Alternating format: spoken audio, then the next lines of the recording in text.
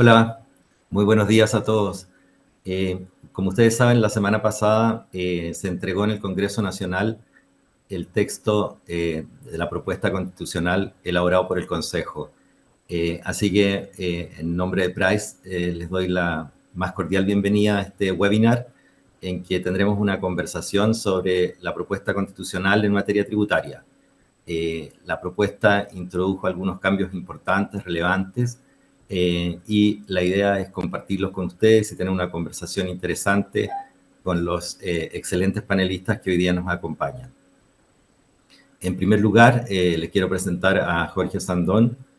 Jorge es abogado del estudio Rama Abogados, es magíster en Derecho Tributario de la Pontificia Universidad Católica y ex consejero constitucional. Jorge participó en la Comisión de Derechos Económicos, Sociales, Culturales y Ambientales del Consejo y también en la Comisión Mixta en donde se discutieron estos cambios tributarios en la Constitución. También nos acompaña Patricio Masbernat. Patricio también es abogado, es magíster y doctor en Derecho, ejerce como abogado de ejercicio libre y es profesor e investigador vinculado a varias universidades en Chile y en el extranjero. Y Patricio se ha concentrado, entre otras materias, en el análisis de los derechos humanos en materia tributaria. Tiene muy interesantes artículos respecto a la aplicación del pacto, por ejemplo, de San José en materia tributaria y nos va a ilustrar acerca de cómo ve, digamos, los cambios que se hicieron a la Constitución, sobre todo en materia de derechos humanos, de aplicación de derechos humanos en materia constitucional.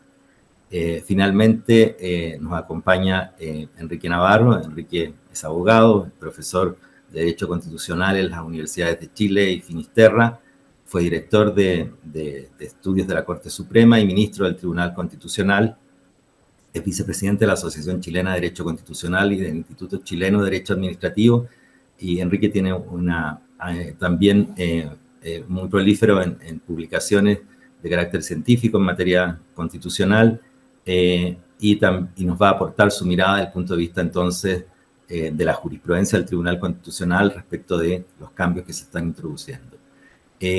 Ricardo Pizarro, director de la DECOM, defensor nacional del contribuyente, no nos puede acompañar en esta jornada debido a que tuvo una emergencia médica. Lamentablemente se comunicó con nosotros muy en la madrugada y no podremos contar con él, pero espero que en una futura oportunidad sí tengamos también la mirada de la Defensoría del Contribuyente respecto de los cambios que se introducen en esta propuesta constitucional. Bueno, sin más presentaciones, les dejo entonces con Jorge. Jorge Osandón nos va a ilustrar acerca de cuáles son los principales cambios que se introducen en la propuesta constitucional en relación al texto actual de la Constitución de 1980. Muchas gracias, Jorge, te escuchamos. Sí, hola Francisco, buenos días y buenos días por supuesto al resto del panel y a los demás presentes. Primero, claro, agradecer la invitación a este panel porque, bueno, ya queda prácticamente un mes para el plebiscito del 17 de diciembre y el tiempo para dar a conocer las distintas materias que contiene este proyecto constitucional es escaso, por lo que este tipo de instancias nos permite entender cómo van las disposiciones que se proponen en materias tan relevantes como las tributarias. ¿Ya? Entonces, antes de ir a las normas en concreto, creo necesario, Francisco, dar un poco de contexto sobre cómo se dio la discusión de los principios y garantías tributarias.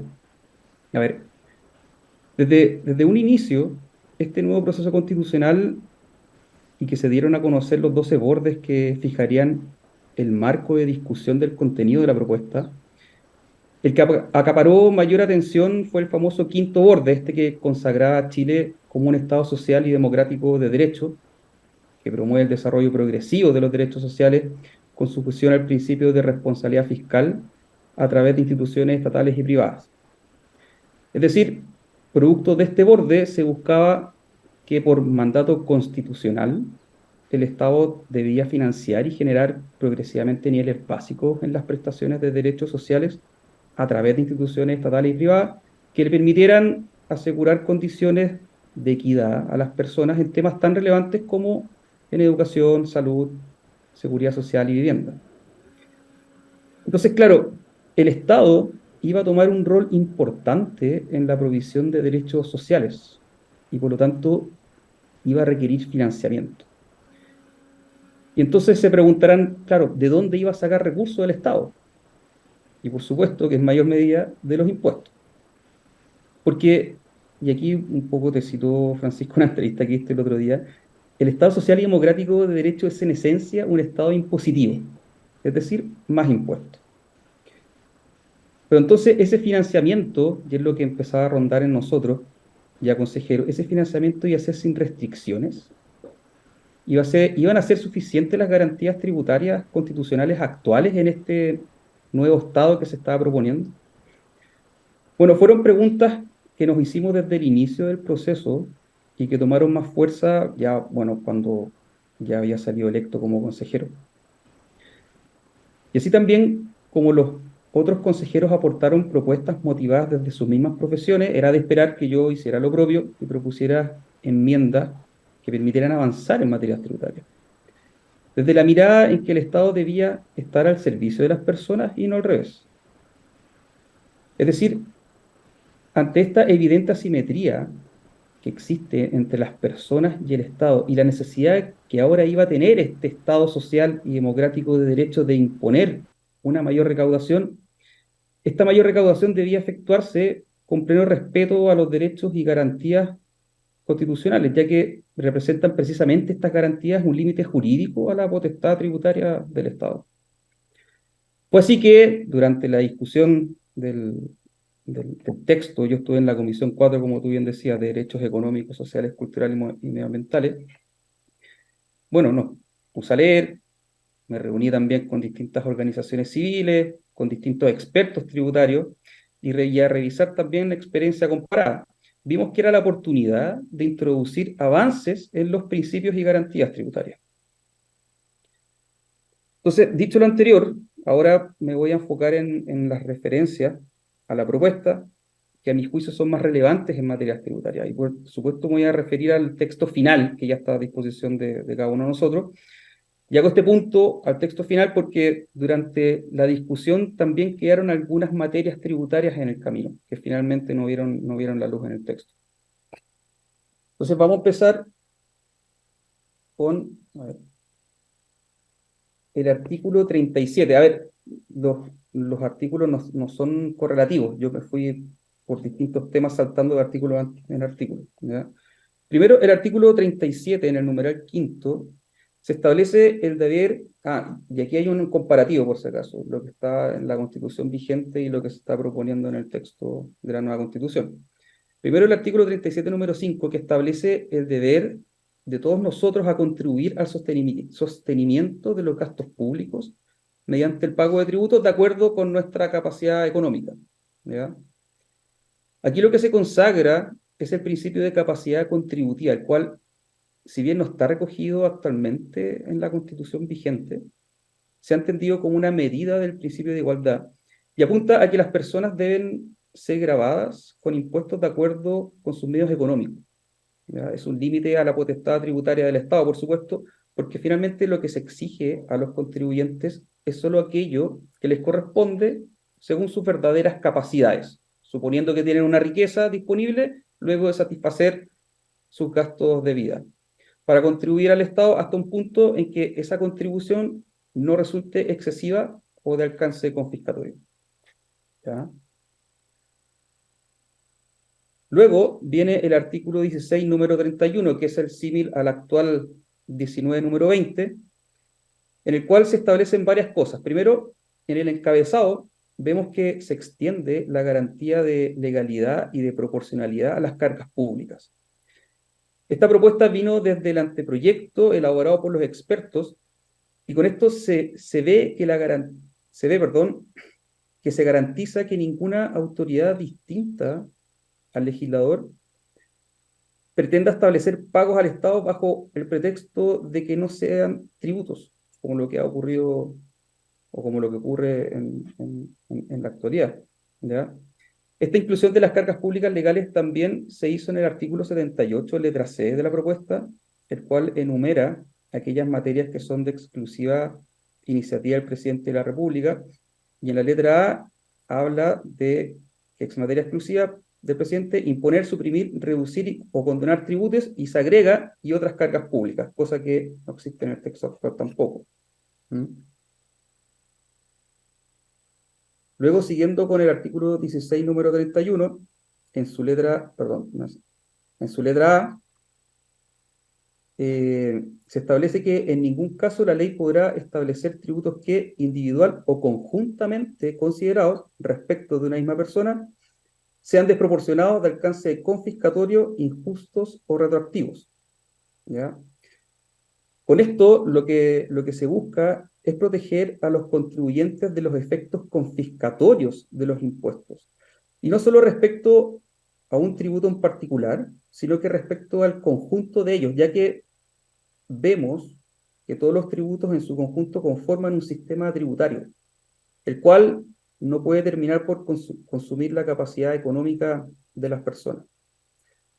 Este principio, a mi juicio, es vital para la viabilidad de un Estado que pretende proveer derechos en el tiempo y de modo progresivo, ya que ordena al legislador a ser responsable en el ejercicio de su potestad tributaria, toda vez que un sistema tributario que contiene tributos que en su conjunto tienen alcance confiscatorio, no se volvería efectiva la capacidad recaudatoria del Estado.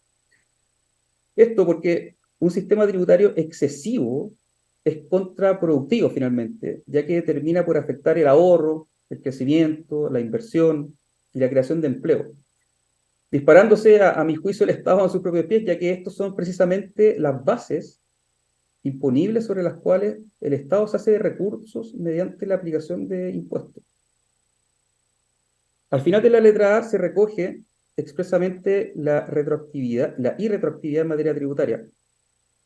Con esto, lo que se busca es dar certeza y seguridad jurídica respecto a que, por ejemplo, una vez pagado el impuesto por alguna utilidad, el contribuyente se hace dueño del remanente, o sea, de eso que no fue a pagar impuestos, no pudiendo ser privado de esa propiedad, salvo, por supuesto, por aplicación de aquellas normas de excepción al derecho de propiedad, que serían por utilidad pública y mediante el pago de una indemnización.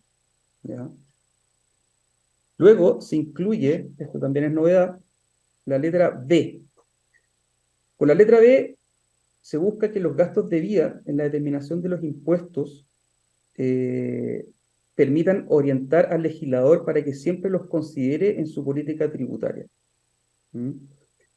Esta materia está íntimamente ligada al principio de capacidad contributiva que vimos anteriormente, ya que este principio busca que las personas contribuyan, al final de cuentas, a los gastos públicos según sus verdaderas capacidades, suponiendo que tienen una riqueza, como vimos, pero luego de satisfacer sus gastos de vida. Vamos a pasar a la siguiente lámina. Voy a hacer referencia directa a la letra E, porque la C y la D prácticamente no, la D en particular no sufrió modificación profunda. Esta letra E fue una propuesta que vino desde Chile Vamos, la verdad, y lo que busca es la compensación o bien la indemnización por parte del Estado ante prohibiciones o limitaciones a la propiedad de las personas en, por ejemplo, la imposición de alguna obligación de hacer que fuera discriminatoria o desproporcionada, o bien fijar un destino particular de los inmuebles de una persona que le impidan gozar del mismo. ¿Ya? Y en su segunda parte habla de la responsabilidad patrimonial del Estado por actos del legislador. Y con esto se busca apuntar a que quienes hayan sido perjudicados por alguna ley que fuera declarada inconstitucional con posterioridad a su publicación, puedan tener una herramienta para buscar por parte del Estado alguna suerte de indemnización por los daños producidos por esa norma. Aquí hago referencia al artículo 78, perdón, que cité antes, que se incluye otras cargas públicas dentro de la iniciativa exclusiva del presidente de la República en materia de ley.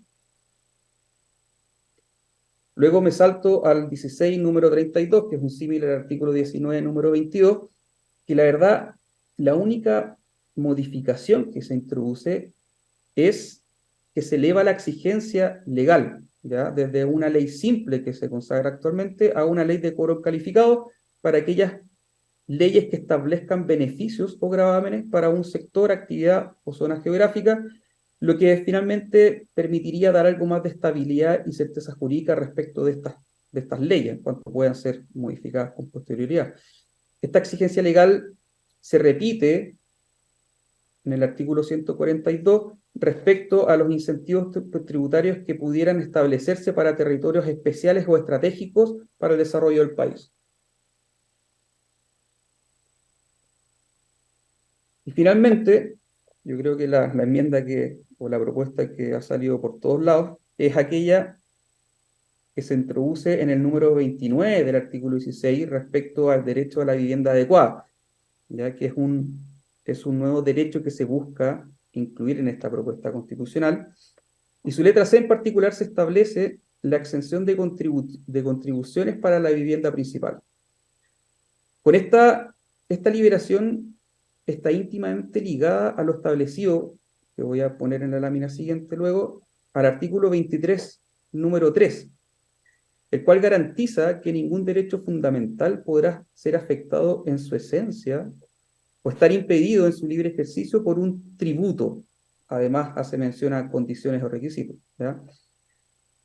Esto sumado a que la familia en el artículo primero de la Constitución se consagra como el núcleo fundamental de la sociedad y que es deber del Estado que la sociedad darle protección y fortalecerla.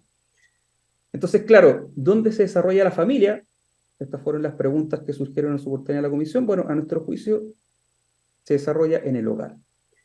Entonces, claro, aquí el punto un poco que se dio en la discusión es que esta discusión misma de esta exención tributaria a nivel constitucional no fuera por el lado del quantum o la plata, en definitiva, que está involucrada al establecer esta exención, sino que centrar la discusión en el quid del derecho, o sea, en el por qué. ¿Por qué de que este derecho, cómo poder hacerlo viable en el futuro? ¿Ya? Entonces, claro, por un lado, teníamos un derecho fundamental que se estaba consagrando por primera vez a nivel constitucional, por el cual el Estado debía protegerlo, pero por otro lado, hay una norma que dice que los impuestos no pueden afectar la esencia y el libre ejercicio de un derecho fundamental. Ante esta disyuntiva, a nuestro juicio, la misma Constitución debía resolver eso, ¿ya? Por lo que se decidió dar contenido al derecho a vivienda y la certeza de que el Estado no podría anteponer jamás su interés en recaudar mediante un tributo por sobre este derecho fundamental. De todas formas, como ven en el inciso segundo del literal C, se acordó también que el legislador tendría la tarea de establecer excepciones a esta exención, tomando en consideración de modo conjunto tanto el alto avalúo fiscal de la vivienda como los ingresos del contribuyente y su familia.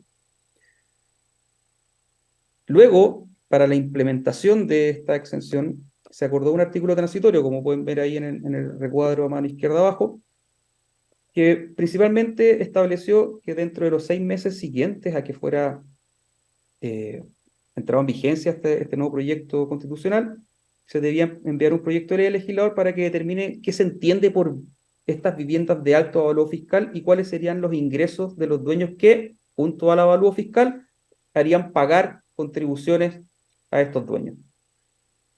Luego, una implementación de pleno derecho del 20% progresivo anual a contar del 1 de enero del año 2026 y por último 12 meses para que se envíe un proyecto de ley que contenga algún mecanismo de compensación a este menor ingreso que las municipalidades iban a tener producto de la entrada progresiva de esta exención.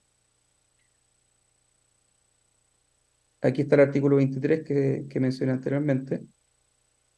Y por último, Francisco, dejar proyectado este comparativo entre las normas constitucionales que abarcan a los tratados internacionales para dar paso a Patricio en su exposición. ¿Ya? Eso es, Francisco. Muchas gracias por el tiempo. No, Jorge, muchísimas gracias.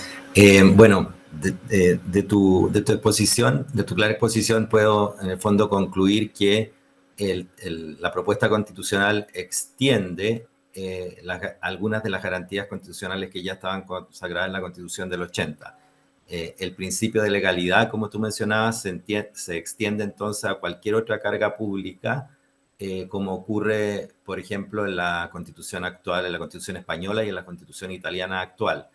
Eh, y lo que me parece más interesante, este principio que teníamos de que los tributos no pueden ser desproporcionados o injustos, también se extiende cualitativa y cuantitativamente, en el sentido de que la Constitución actual requiere que sean manifiestamente desproporcionados o injustos y la propuesta en el fondo le quita esta calidad de manifiesto, de tal manera que cualquier impuesto desproporcionado o injusto sería inconstitucional, pero agrega que dentro de estos impuestos, dentro de esta garantía no pueden haber impuestos con efecto o con alcance confiscatorio, ni impuestos retroactivos. Lo cual en el fondo no estaba de manera expresa en la Constitución. Se podía llegar a ello de acuerdo al mismo análisis que tú hiciste, Jorge, de que en definitiva yo me hago dueño de mis ingresos una vez que pago los impuestos y no pueden retroactivamente afectarlos porque de esa manera estarían afectando el derecho de propiedad. Y esta mirada en conjunto del sistema tributario para juzgar estas cualidades, digamos, inconstitucionales también es interesante y es nueva. Bueno, y además tú agregaste estas dos normas nuevas, digamos, una que se refiere a la posibilidad de incorporar, ¿no es cierto?, o ordenar al legislador de que incorpore los gastos en la determinación, o deduzca, permita a los contribuyentes deducir los gastos en la determinación de su renta afecta impuestos, y la otra, ¿no es cierto?, vinculada al derecho a la vivienda y que consiste en una exención al impuesto territorial. Vamos a poder hablar de estos temas al final de las exposiciones. Olvidé mencionarles que ustedes pueden hacer, los que están participando en este webinar, pueden hacer preguntas a través de un link que está abajo en la pantalla y que dice cl-eventos@pwc.com. Pueden pinchar ahí y hacer sus preguntas. Bueno, como decía Jorge, los dejo ahora con Patricio Masbernat, que nos va a dar una mirada ahora desde el punto de vista de tratados de derechos humanos y si de alguna manera hay un cambio o no en esta propuesta constitucional. La propuesta que fue desechada hablaba expresamente de que los tratados de derechos, señalaba expresamente que los tratados de derechos humanos tenían rango constitucional. ¿Ocurre eso en la propuesta actual? ¿Cómo lo ves, Patricio? ¿Y cómo ves el tema de bloque de derechos de acuerdo a esta propuesta? Te escuchamos. Bien, muchas gracias, Francisco, profesor, ¿no?, y socio principal de Pricewaterhouse. También agradecer a Pricewaterhouse por estas extraordinariamente valiosas actividades y saludar también a los otros ponentes, Jorge Sandoni y Enrique Navarro. Voy a hacer algunas referencias. Publiqué efectivamente ese artículo sobre la forma en que se aplica, o sea, cómo se resuelven los temas de derecho tributario por la Corte Interamericana de Derechos Humanos. También hay otro artículo que está por salir sobre el tratamiento que hacen los tribunales chilenos en materia de derechos humanos, especialmente Corte de Apelaciones y Corte Suprema. Y está publicado otro artículo general de Derecho Comparado Internacional respecto de los tópicos de derechos humanos a nivel global, al menos en el mundo occidental, que es el mundo con el cual compartimos valores, ¿no? Bien.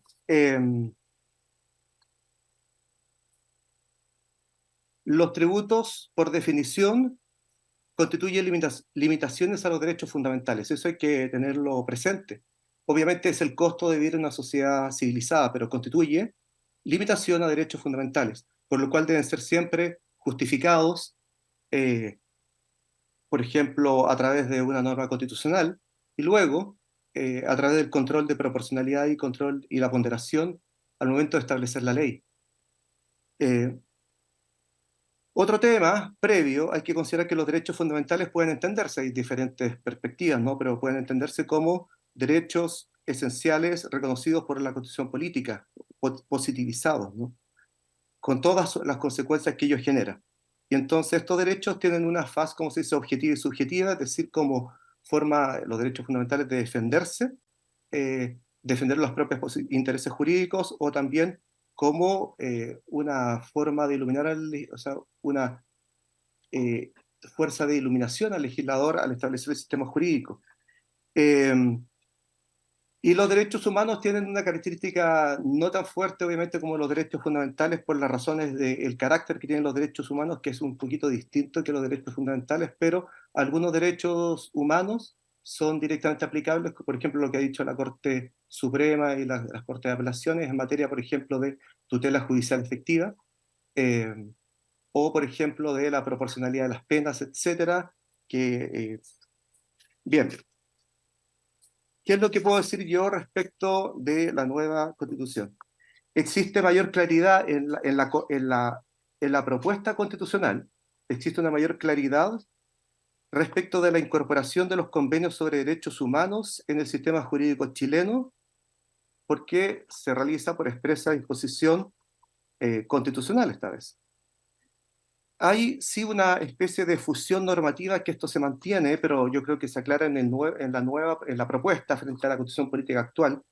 Hay una fusión entre la idea de derechos esenciales que emanan de la naturaleza humana con los derechos reconocidos por la Constitución, así como por los tratados internacionales ratificados por Chile que se encuentran vigentes. Esto se debe a que los derechos esenciales que emanan de la naturaleza humana constituyen un asunto doctrinario y de debate internacional y comparado. A mi juicio, esto podría generar un doble problema. Por supuesto que esto lo intenta resolver esta propuesta constitucional. Yo le encuentro bastante valor a la propuesta constitucional. Intenta resolver muchos problemas que son de difícil solución en la situación política actual. Porque hay derechos esenciales de la naturaleza humana o derechos humanos que están claramente configurados como el derecho de propiedad, ¿no? Pero hay otros que son de difícil configuración y que muchas veces todo depende del avance de la doctrina. Bien, los derechos de naturaleza individual y negativa, es decir, aquellos que el Estado respeta por no entrometerse con ellos, ¿no? Por no atacarlos directamente, los respeta al no hacer nada, como la libertad de empresa o el derecho de propiedad. Estos parecen bien tutelados y eso no hay ningún problema. Estos derechos son esenciales básicamente porque sin ellos el ser humano desaparece como individuo. Y esa es la naturaleza individual y social, pero también la naturaleza individual es la propia del ser humano. Y eso hay bastante evidencia, tanto de las ciencias sociales como de las ciencias naturales, ¿no? No somos solo una parte de un todo, somos individuos, somos personas individuales y queremos, digamos, desarrollar nuestra propia personalidad. Por eso es el valor de los derechos individuales. Ahora, ¿qué pasa con los derechos sociales? Son derechos que exigen actuaciones del Estado y directamente gasto público. Y hablo de todos los derechos sociales o de algunos de ellos. Estos podrían transformarse en alguna clase de derechos esenciales. Y entonces la duda es cuánto podrían exigirse del Estado. Pero ahí se encuentra el límite, ¿no?, que establece la propuesta constitucional de la responsabilidad fiscal, que eso es un tema esencial.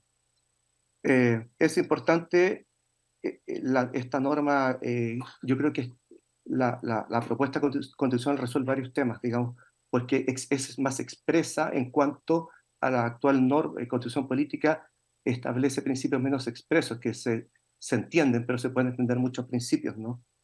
Esto es importante, bueno, porque los tribunales podrían vulnerar la constitución política rompiendo la regla de la división de poderes y comenzar a hacer políticas públicas, por ejemplo, sobre salud y vivienda, ¿ya? Proveyendo directamente a los tribunales derechos sociales a través de sus sentencias y obligando entonces al gobierno.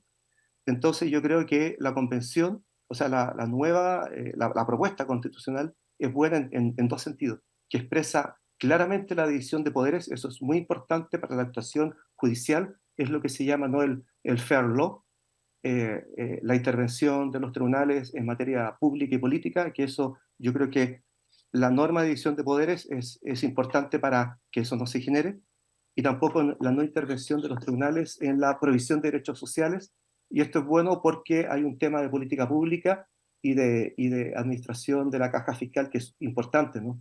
No puede quebrar por esto. Eh, bien, el otro asunto que me gustaría destacar es sobre qué derechos se protegen en caso de, bueno, ¿Qué derechos se protege respecto del obligado tributario en general y del contribuyente en particular? ¿Ya? Hay que hacer la distinción. El obligado tributario es el sujeto, por ejemplo, sobre el cual recaen cualquier tipo de obligación emanada de una ley tributaria, pero el contribuyente es aquel, por ejemplo, que realiza el hecho grabado, ¿no? O el que lo reemplaza por alguna disposición de la ley, como el responsable tributario, y eso más o menos lo conocemos.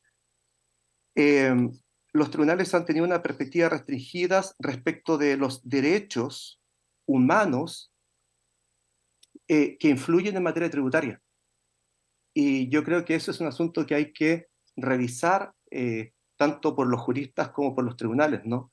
Que los obligados tributarios y los contribuyentes son personas como todos. Y entonces, no solo estamos, en cuanto a contribuyentes, no solo gozamos del derecho de propiedad, de la igualdad de trato en materia económica por parte del Estado, no solo gozamos, por ejemplo, de la libertad de empresa, gozamos de todos los derechos humanos. ¿Ah?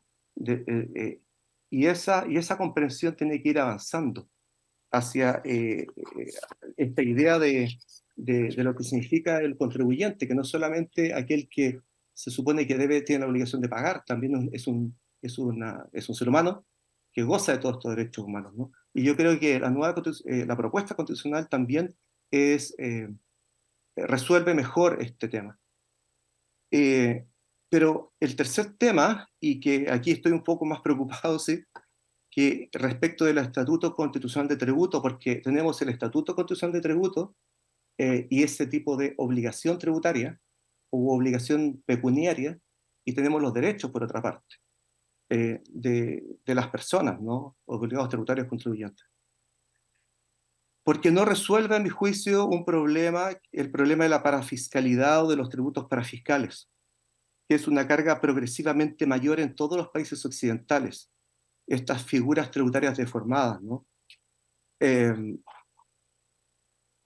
se usan en gran medida para violar las restricciones constitucionales sobre los tributos. De ahí que, por ejemplo, yo lamento la idea, por ejemplo, de que se persista esta idea de gravamen especial, que no ha sido corregido en la propuesta constitucional y de alguna manera este problema aumenta por la casi total omisión de la doctrina de los juristas a su respecto del análisis del problema, por ejemplo, de los gravámenes especiales y de la tributación parafiscal. ¿Por qué? Porque al final se trata, por ejemplo, de realizar que la constitución política signifique un equilibrio entre los derechos de las personas y las necesidades de financiamiento público, ¿ya? Pero sin avasallar los derechos de las personas.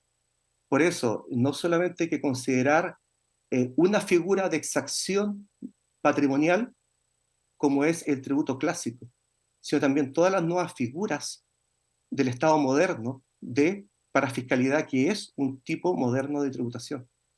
Bueno, otra cosa que también me parece interesante respecto de la nueva, de la propuesta, es respecto de los convenios o las declaraciones o instrumentos internacionales no suscritos y ratificados por Chile. Porque de alguna manera cualquier declaración o instrumento en materia de derechos humanos o como sea, que queramos decirlo, emanado de organismos internacionales, muchas veces se reclamaba que debía ser aplicado por Chile. Y esto es la propuesta lo resuelve, ¿no? En términos de que Chile está solo obligado a aquellos instrumentos internacionales suscritos y ratificados. Y eso es algo correcto. Con independencia, obviamente, que la ley interna haga un llamado, por ejemplo, a la aplicación de cierta norma internacional para efectos de interpretación de aplicación. Pero, en definitiva, por ahora me gustaría solo decir eso, solo hacer una pequeña referencia, que los artículos puestos ahí por el anterior ponente respecto de que las normas esenciales de que estamos tratando, que es el artículo 5, inciso segundo actual, y el artículo 3 de la propuesta constitucional, que aparece más desarrollado y a mi juicio constituye un avance. Muchas gracias. Muchas gracias, Patricio. Muy interesante lo que tú mencionabas al principio, digamos, de tu presentación en cuanto eh, a esta característica de los tributos, esta capacidad que tienen de limitar o afectar derechos. Y eso no solamente en cuanto al derecho de propiedad, o sea, eh, en la jurisprudencia de la Corte Interamericana, ¿no es cierto? Hay casos en que tasas, digamos, para acceder a la justicia muy elevadas han sido consideradas tentatorias contra precisamente el derecho de acceso a la justicia. O la Constitución actual recoge el tema de que las contribuciones o el impuesto territorial podría afectar la libertad de culto y libera a los templos de toda clase de contribuciones. Y de alguna manera eso también es lo que recoge la propuesta actual en cuanto a la exención de contribuciones respecto de la primera vivienda o de la vivienda de las personas y de sus familias, que es una mirada, digamos, respecto al impuesto como limitativo de un derecho, del derecho a la vivienda. Yo creo que desde ahí es donde debe hacerse el análisis. Uno podrá compartir o no eh, eh, esa norma, pero la mirada no debe hacerse de un punto de vista tributario, sino que de un punto de vista constitucional y como limitativo de derecho. Eh, bien, eh, para continuar entonces, bueno, como les mencioné, lamentablemente Ricardo Pizarro, el defensor nacional del contribuyente, no puede estar con nosotros. Era interesante su mirada porque ustedes recordarán que la ley que creó la Defensoría de los Contribuyentes, eh, dentro de su objeto, ¿no es cierto?, señala que le corresponde la protección y resguardo de los derechos de los contribuyentes. Y cuando esa misma ley define los derechos de los contribuyentes, incluye las garantías constitucionales. Entonces, era interesante esa perspectiva desde el punto de vista de defensoría, cómo la defensoría en el fondo se puede hacer cargo de esta ampliación de garantías constitucionales en la medida que la propuesta constitucional sea aprobada y si tiene las herramientas actuales como para hacer una defensa constitucional de los derechos de los contribuyentes o no.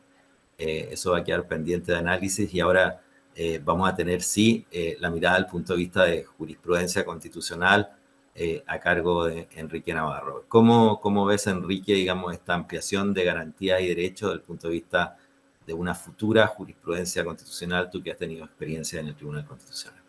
Muchas gracias, Francisco, por la invitación a Pricewaterhouse. Por cierto, es un agrado poder conversar acerca de las particularidades que tiene este proyecto y analizarlo a la luz de la jurisprudencia constitucional. La Corte Suprema en su momento y el Tribunal Constitucional a partir del año 2005 ha ido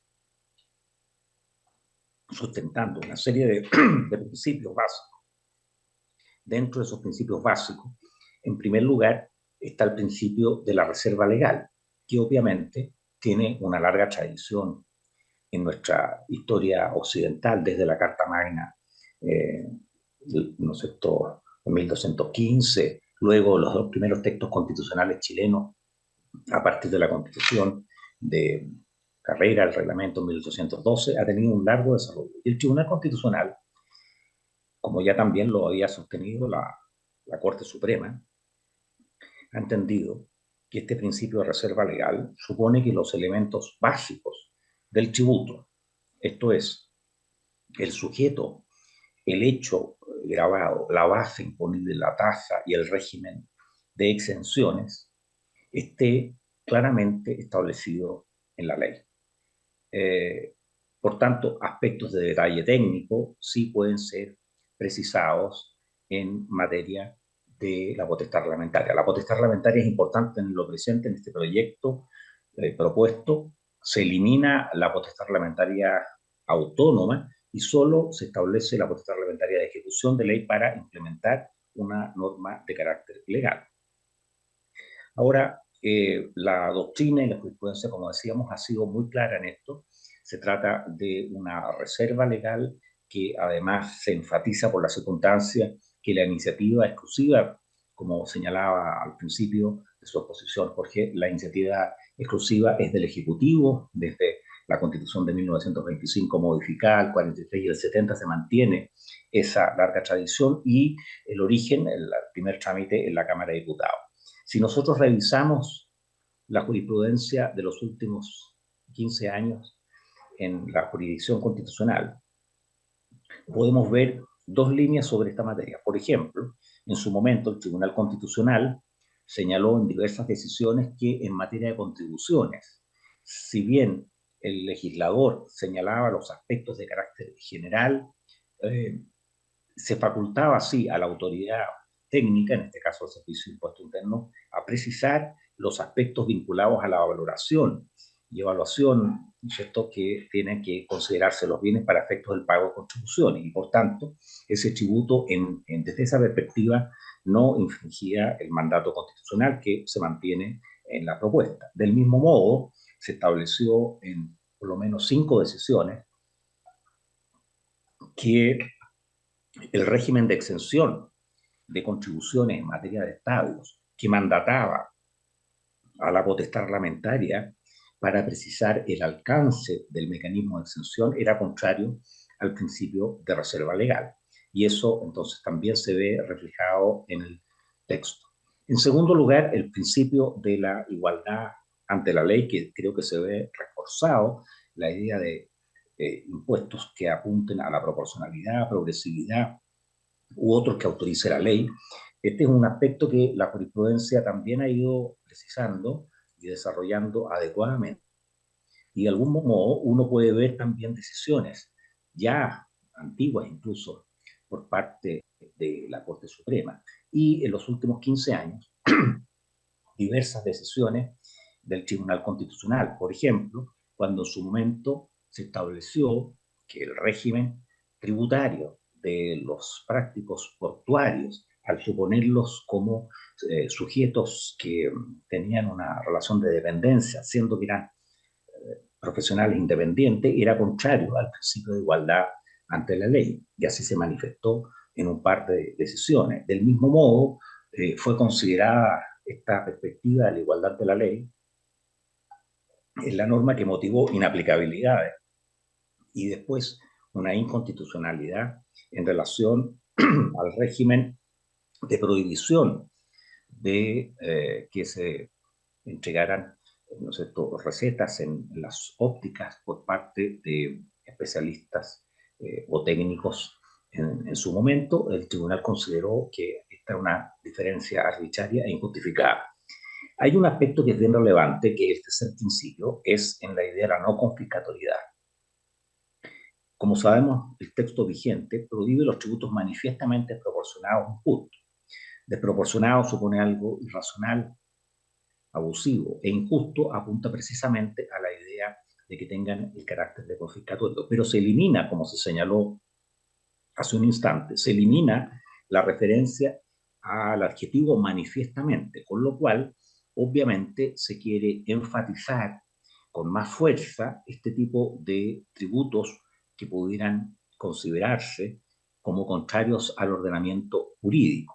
Y además, como se señaló hace un instante, se le hace aplicable también este mandato a las cargas, a todo tipo de cargas, como en su momento también lo señaló el Tribunal Constitucional, por ejemplo, al hablar de la gratuidad del turno de los abogados, que señaló que esa carga, en cuanto gratuita, era contrario a la ley, a la Constitución. Ahora expresamente se establece que el Estado deberá compensar, dice, las cargas públicas discriminatorias, desproporcionadas o de alcance retroactivo, que había sido también desarrollado jurisprudencialmente, y que la ley debe establecer el procedimiento para hacer efectiva esta compensación. Además, un procedimiento para hacer efectiva la responsabilidad patrimonial del Estado por actos del legislador que contravengan la Constitución cuando se funden en una decisión del Tribunal Constitucional. El Tribunal Constitucional, desde la reforma del 2005, es el órgano llamado a determinar que una ley, en un caso concreto, sea contraria al ordenamiento constitucional, sin perjuicio que además una ley previamente inaplicada puede ser declarada inconstitucional, lo que ha ocurrido ya en 7 casos, y que en el ámbito de las cargas tributarias que veíamos, o en relación a la materia tributaria han tenido aplicación, por ejemplo, respecto a la prohibición de la delegación de la jurisdicción que permitía el antiguo artículo 116 del Código Tributario. Vimos también la referencia a las cargas en el ámbito de la gratuidad del turno de los abogados y esta otra referencia que también veíamos respecto a la prohibición de entrega de recetas en las ópticas. Esta referencia de la prohibición de tributos desproporcionados injustos, en general, en el Tribunal Constitucional, a partir del año 90, tuvo diversas decisiones en donde se desecharon aumentos, por ejemplo, particulares de ciertos tributos, ya sea en el ámbito de la patente municipal, en la década de los 90, el impuesto especial a la gasolina, o en su momento el impuesto al tabaco. En todos esos casos que son propios de la década de los 90, el tribunal los desechó. Sin embargo, si nosotros revisamos los últimos 15 años de la jurisprudencia constitucional, veremos que por lo menos hay un par de decisiones que tienen relación con esta materia. Por de pronto, ha habido varias decisiones, aunque la jurisprudencia se ha modificado con la reciente integración, pero que todavía está pendiente de completar. Ha habido importantes decisiones respecto de las sanciones referidas al interés moratorio. El artículo 53 del Código Tributario, que establece un interés del 1,5 mensual, motivó una serie de decisiones en las cuales el Tribunal Constitucional inaplicó ese artículo para varias causas pendientes, considerándolas de carácter abusiva, en varias de las cuales incluso el proceso había sido suspendido de alguna manera como consecuencia incluso de actos imputables a la propia autoridad administrativa que se referían a la delegación de jurisdicción que había sido después dejada sin efecto. Sin perjuicio de eso, como les señalaba, en varias decisiones el Tribunal Constitucional ha considerado abusivo esa sanción en la forma en que se presenta, teniendo además en consideración que hay una diferencia sustancial cuando el error, digamos, es imputable al Estado o al particular, porque el particular que no ha pagado, como decíamos, debe restituir los impuestos debidamente reajustados más el 1,5 interés mensual. En cambio, si el Estado ha incurrido en una conducta similar, debe restituirlos debidamente, pero con un interés mensual del 0,5, lo que da cuenta precisamente también de una diferencia arbitraria, como lo señaló el Tribunal Constitucional en algunas decisiones. También han habido casos en los que se ha aplicado respecto, por ejemplo, del pago de patentes por no utilización de las aguas, que establece el Código de Aguas, y en la medida que esa carga se ha aplicado en situaciones no previstas precisamente por el legislador, el tribunal ha invocado la referencia a este aspecto. El cuarto principio que establece la Constitución es el principio de no afectación. Los tributos no pueden tener un fin específico, sino que se incorporan al Fondo General de la Nación, exceptuándose, y esto se mantiene, los fines de defensa nacional, actividades o bienes que tengan clara identificación regional o local, sin perjuicio de las normas que están actualmente vigentes. Y aquí han habido, en algunos casos, decisiones del Tribunal Constitucional en relación a municipios o aumentos de tributos que han tenido una finalidad inadecuada en los términos que establecía el ordenamiento jurídico. Pero, para ir cerrando, comentábamos que el texto constitucional propuesto, en esencia, lo que modifica es el principio de la igualdad, el principio de la prohibición de tributos desproporcionados o injustos, el alcance que se establece respecto de cargas, como decíamos, que no tengan este principio, debido cumplimiento de este principio, y también la referencia a que se establezcan compensaciones respecto de cargas públicas que sean discriminatorias, desproporcionadas o de alcance retroactivo. Sin embargo, se otorga un mandato a la ley para establecer el procedimiento de la compensación y que también esta ley haga efectiva los mecanismos de responsabilidad patrimonial del Estado por actos del legislador asociados precisamente a decisiones de inaplicabilidad por parte del Tribunal Constitucional. Sabemos que en esta materia la experiencia constitucional chilena ha sido bien particular. La Constitución de 1925 establecía la responsabilidad por error judicial y lo mandataba al desarrollo legislativo. Esa ley no se dictó nunca y por tanto quedó en una carácter programática. La Constitución del 80, teniendo presente lo anterior, hizo directamente aplicable esta disposición. El proyecto constitucional que estará sometido a plebiscito el 17 de diciembre, amplía la responsabilidad del Estado en general por otro tipo de actos, incluso alude a la falta de servicio u otros títulos, y aquí agrega un aspecto que ha sido desarrollado jurisprudencialmente, que es el tema de la responsabilidad del legislador. La responsabilidad del legislador la va a vincular precisamente a la decisión que pueda el Tribunal Constitucional determinar en una sentencia en donde considere que ese precepto legal es contrario a la Constitución. Pero reitero, el procedimiento y el mecanismo lo entrega a el desarrollo legislativo y por tanto nos encontramos aquí también con una norma que no sería de aplicación directa, sino que se podría eventualmente quedar entregado a un carácter programático. La Constitución, el proyecto establece más de medio centenar de leyes que tienen que dictarse en distintos plazos y eso ciertamente va a generar una situación de transitoriedad importante. En suma, para cerrar, a la luz de la jurisprudencia constitucional pueden ir generándose nuevos casos en los cuales la imposición de ciertas cargas pudieran ser contrarios al ordenamiento constitucional por estimarse abusivas, injustificadas y de alguna manera también por tener carácter retroactiva, que eso fue incorporado expresamente en el texto. Como se decía hace un instante por los expositores que me han precedido, había sido desarrollado jurisprudencialmente a la luz del derecho de propiedad y de los derechos adquiridos. Y por tanto, ese es un aspecto importante también a desarrollar. Esas serían, en términos generales, Francisco, mis reflexiones sobre los principios constitucionales que establece el proyecto a la luz de lo que ha señalado la jurisprudencia constitucional en Chile en los últimos 15 años, especialmente por la reforma del 2005. Muchas gracias. Muchas gracias, Enrique, por tu excelente presentación. Tengo algunas preguntas que nos han llegado y entonces quería hacérselas.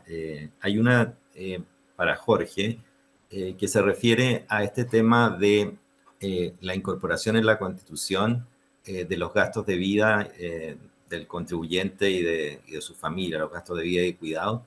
Si esa no es más bien una norma de política pública que no debería estar en la Constitución, sino que en la ley tributaria. ¿Por qué incorporar en la Constitución una norma de esta naturaleza? Sí, Francisco, gracias primero la pregunta realizada.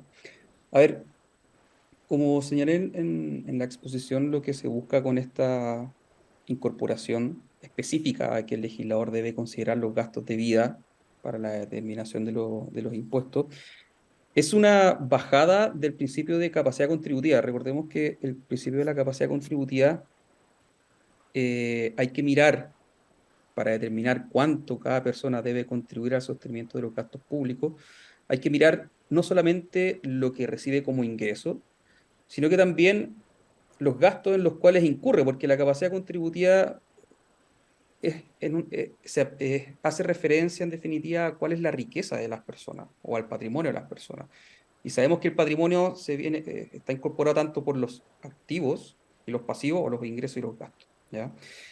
Si bien es posible entender que es una materia netamente legal y de política pública, hoy día el legislador la verdad que no la toma en consideración para la generalidad de los casos. Si vemos, por ejemplo, en la ley de renta, existen solamente determinadas excepciones, o sea, perdón, beneficios tributarios que te permiten a uno deducir desde los ingresos determinados gastos. Por ejemplo, la posibilidad de deducir los intereses de los créditos hipotecarios, o bien los gastos en educación, en determinadas circunstancias bien específicas.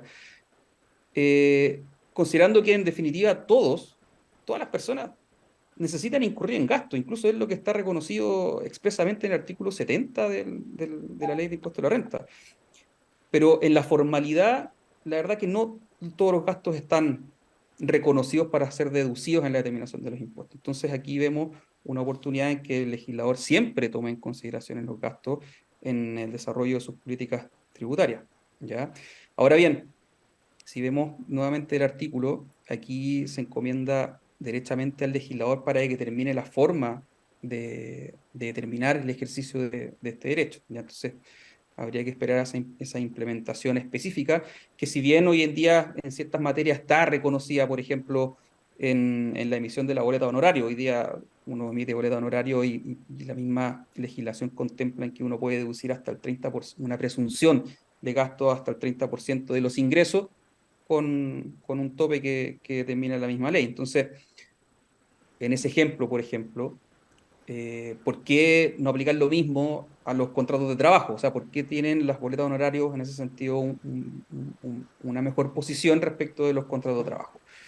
Cosa que también hoy día, si me voy a la implementación gradual de las cotizaciones obligatorias respecto de las boletas de honorario, voy a llegar a un punto de aquí a unos 3, 4 años más en que las cotizaciones respecto de las boletas de honorario van a estar a la par de las cotizaciones de los contratos de trabajo, siendo que las boletas de honorario en ese caso igual van a seguir manteniendo este beneficio de poder deducir hasta el 30% de los gastos, no, cosa que no tendrán los contratos de trabajo, por ejemplo.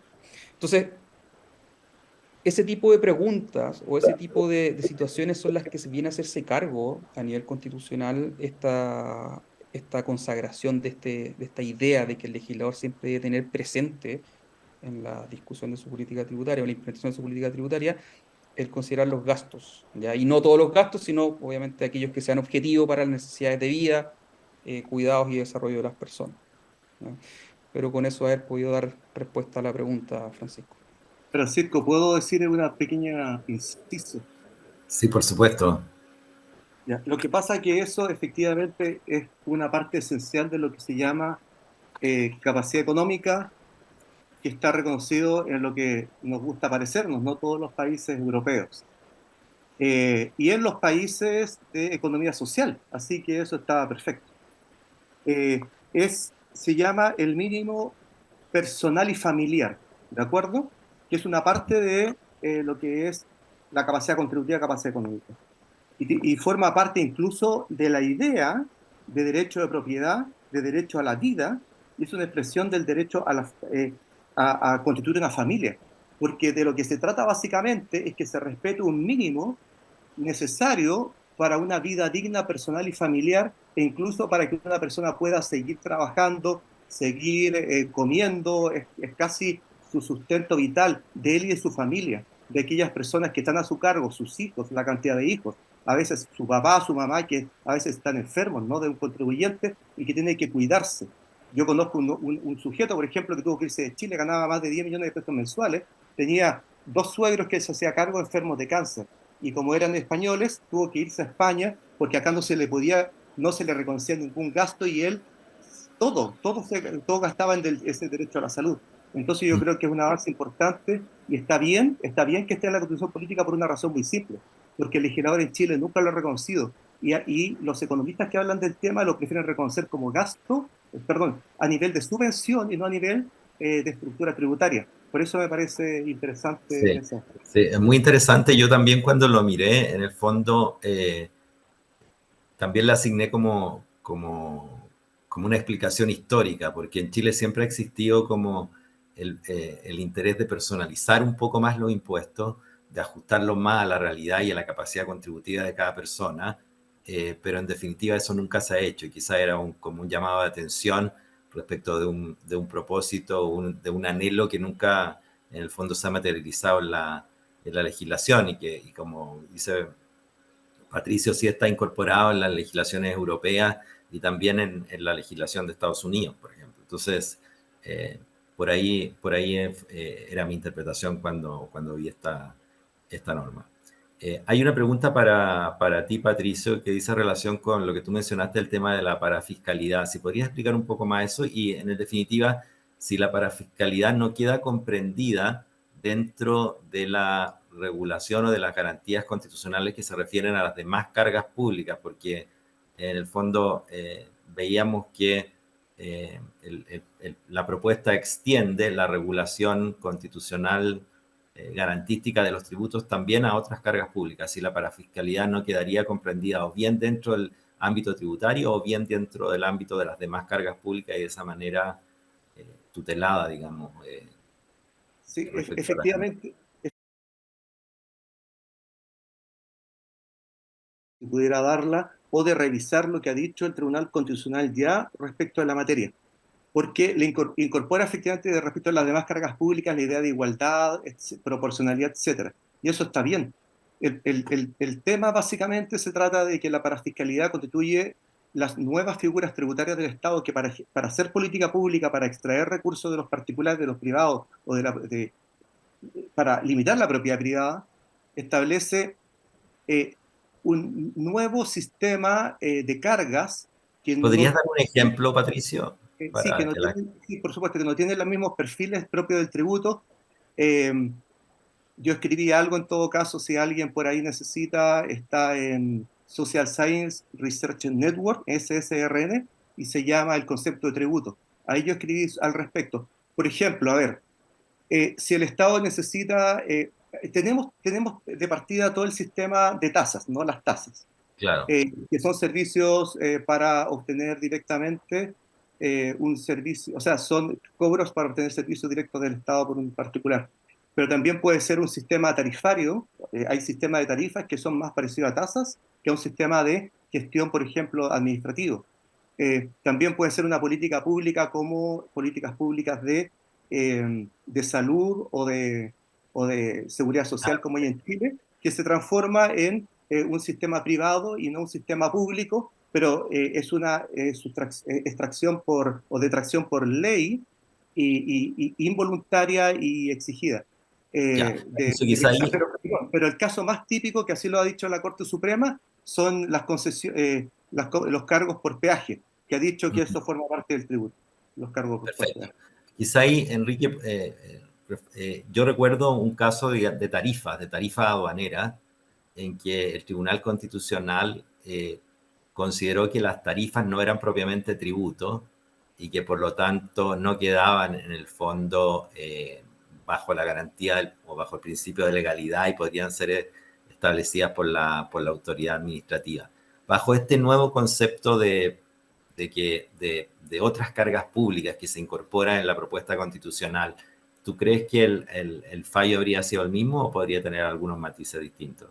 Sí, yo creo que efectivamente podría tener un alcance distinto. Yo incluso hice una prevención en esa decisión precisamente vinculada al tema del alcance en relación a la reserva legal. Efectivamente, este es uno de los temas más complejos y que se discuten en el derecho tributario, y es el alcance que tiene precisamente el concepto de tributo. Y a la luz de la jurisprudencia, como bien señalaba Patricio, se ha entendido por el Tribunal Constitucional como no solamente los impuestos o contribuciones, sino también las tasas o derechos. Y yo creo que en el caso de este proyecto de constitución política, las decisiones podrían ser disímiles. Establece que cualquiera de las cargas establecidas en el ordenamiento jurídico deben encontrarse suficientemente desarrolladas por la ley. Ahora, el debate era hasta dónde era efectivamente un mecanismo de tasas o derechos o en una situación de tarifa, digamos. Y eso fue un poco lo que se presentó en el caso aduanero. Pero hay muchos casos en donde hubo decisiones divididas, por ejemplo, en materia de derechos municipales, donde un grupo de, digamos, ministros, donde estuve yo, lo consideramos claramente que tenía que aplicarse los mismos requisitos y presupuestos respecto de la ley, de la exigencia de reserva legal. Y por tanto me parece que este proyecto precisamente refuerza con más claridad esta idea de la reserva en relación a cualquier tipo de posesión de cargas establecida por el legislador. Perfecto, está clarísimo. Muchas gracias, Enrique. No sé si alguno de ustedes quisiera hacer alguna acotación final. Nos quedan 3 minutos.